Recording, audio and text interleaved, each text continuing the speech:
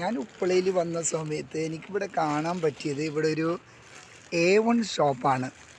അപ്പോൾ നല്ലൊരു സാധനം കടയിൽ നമ്മൾക്ക് വിൽപ്പന ചെയ്യാനുള്ള ഓരോ സാധനമാണ് ഇവിടെ ലഭിക്കുന്നത്.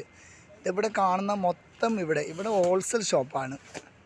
നിങ്ങൾ ഏതാണോ ഉദ്ദേശിക്കുന്ന ഓരോ ഐറ്റംസ് ഇതിവിടെ കാണുന്ന നല്ലൊരു രസം ടേസ്റ്റുള്ള വായിൽ നല്ല മധുരമുള്ള സാധനമാണ് ഇവിടെ കാണുന്നത്.